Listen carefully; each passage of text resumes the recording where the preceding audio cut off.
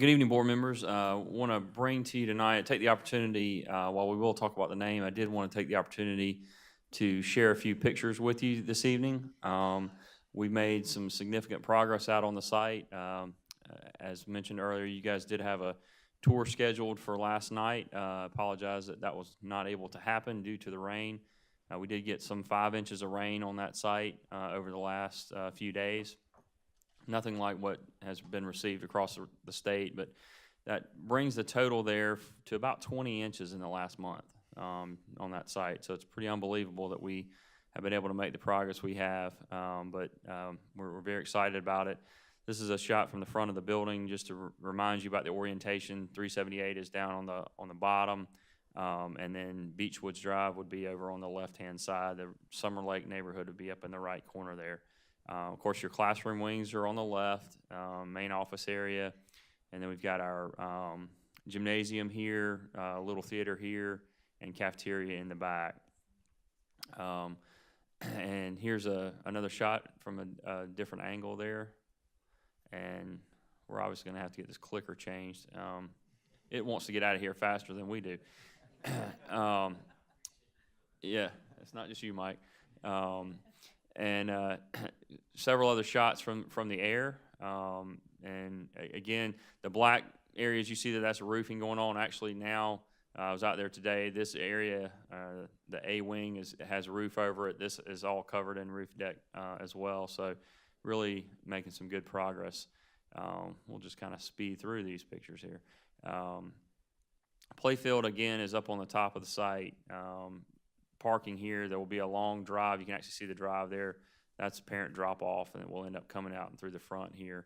And here's a shot of our first stairwell that was placed in the building. So we're inside the A classroom wing.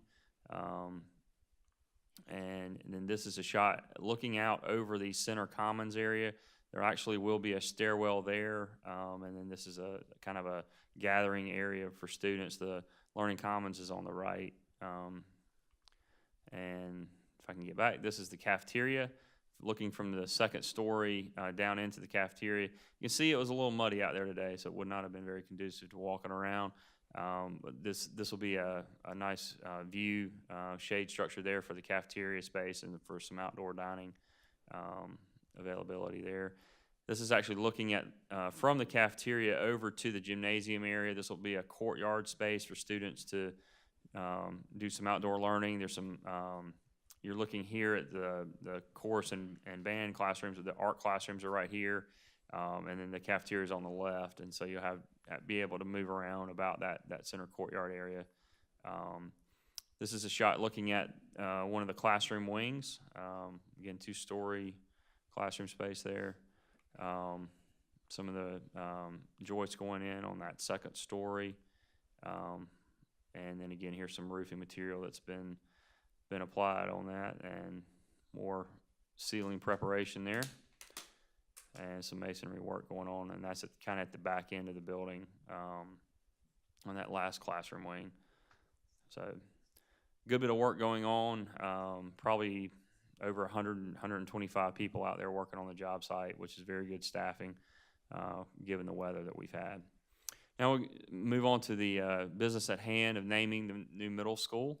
As you recall, you guys have a policy related to naming of facilities, policy FF, and then administrative rule FF-R governs that process. And in summary, that process, short of someone bringing forth a large donation check and wanting to put their name on the facility, the policy outlines a process where we meet with community members and superintendent or designees, work with the community and do some historical research and gather recommendations, and we look to try to name facilities after significant either things that have occurred in the community in the area or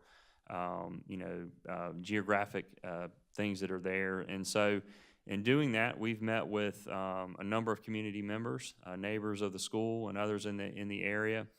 And there does not, in this particular case, appear to have been any kind of historic school site, like, for example, was at New Providence Elementary, or anything like that. And so we've, in our suggestions and looking at, and now the clicker doesn't want to go at all. There we go. In looking at the different discussions that we had with community, several names came to the forefront. The first name came out, Beechwood Middle School, and Beechwood is referenced because of the number of beechwood or beech trees that are in that area. Of course, there's Beechwood Drive adjacent to the school, and so that has a relevance to the types of trees in the area. Lake Murray Middle School, obviously, if you look at the aerial photos, Lake Murray is just a stone's throw away from the area.